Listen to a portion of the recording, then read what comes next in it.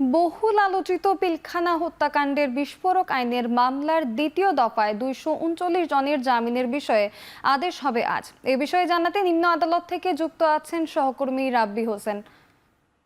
রাব্বি, কখন নাগাদ ২৩৯ জন আসামির জামিনের বিষয়ে আদেশ হবে? আদালত প্রাঙ্গণে স্বজনরা এসেছে কিনা আমাদেরকে জানাবেন।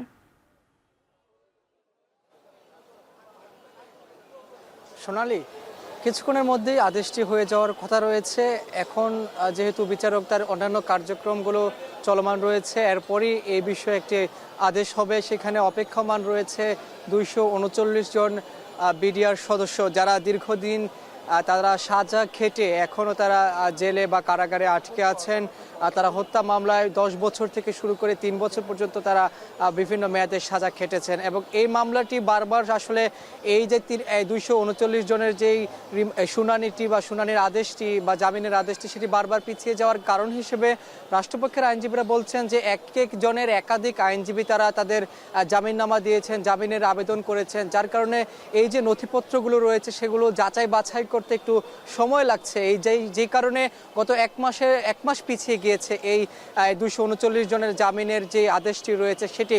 অর্থাৎ আমরা দেখেছি যে ১৩ই মার্চ এই যে কেরানীগঞ্জ কেন্দ্রীয় কারাগারস্থ আদালতে হওয়ার কথা ছিল সেই জামিনের আদেশটি, সেটি আজকে নির্ধারণ করা হয়েছে। অর্থাৎ আসামিপক্ষের আইনজীবীরা, একাধিক আইনজীবী রয়েছেন, একাধিক জামিননামা দাখিল পড়ছেন। আবার কেউ যারা যাবজ্জীবন প্রাপ্ত আসামি রয়েছেন তাদেরও জামিন চাচ্ছেন অনেকে। যে কারণে রাষ্ট্রপক্ষের আইনজীবীরা বলছেন এই বিষয়গুলো অনেকটা জটিল একটি প্রক্রিয়া, যার কারণে আরেকটু সময় লাগছে। এবং তবে আসামিপক্ষের আইনজীবীরা বলছেন যে একাধিক জামিননামা দাখিল করা যেতেই পারে, এই দাবিগুলো তারা তুলে ধরছেন। তারা বলছেন যে মানবিক দিক বিবেচনা করে তাদেরকে জামিন দেওয়া প্রয়োজন, কারণ তারা দীর্ঘদিন ধরে তারা জেল হাজতে আটকে আছেন। প্রধান কারণ হচ্ছে তারা 10 বছরে যিনি সাজা খেটেছেন তার সাজা ইতিমধ্যে 5 বছর আগেই শেষ হয়ে গিয়েছে। যেহেতু সেটি 2009 সালের মামলা, 16 বছর ধরে সেটি ঝুলে আছে বিচারিক আদালত থেকে উচ্চ আদালতে অমীমাংসিত রয়েছে, যার কারণে সবচেয়ে সাজা যিনি খেটেছেন অর্থাৎ 10 বছরে, তার 5 বছর আগে শেষ হয়ে গিয়েছে। এরকম 3 বছরের সাজা খেটেছেন, অনেকে 4 বছর খেটেছেন, তাদের সাজাও খাটা শেষ হয়ে গিয়েছে। তবে আজকে দেখার বিষয়ে যারা খালাসপ্রাপ্ত আছেন তাদের মধ্য থেকে 178 জনকে এর আগে জামিন দিয়েছিলেন, তারা মুক্তিও পেয়েছেন। তাদের মধ্য থেকে আজকে জামিন দেন কিনা, না আজকে যারা সাজা খেটেছেন বিভিন্ন মেয়াদে, সাজার মেয়াদ শেষ হয়ে গিয়েছে, তাদেরকে জামিন দেন, এই বিষয়গুলো এখন পর্যন্ত আসলে নিশ্চিত করে বলা সম্ভব হয়নি, কারণ এখন পর্যন্ত আদেশটি আসেনি।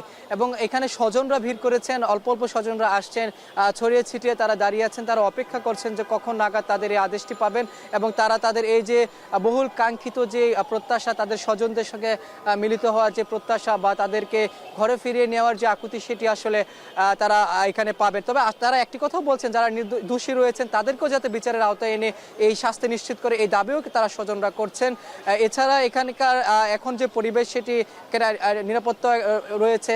এখানে যদিও আসামিদেরকে আনা হয়নি, তারা এখন জেল হাজতে রয়েছেন, তবে স্বজনরা এখানে ভিড় করেছেন। কিছুক্ষণের মধ্যেই তাদের এই আদেশটি হয়ে যেতে পারে। এই ছিল আমার কাছে সবশেষ খবর।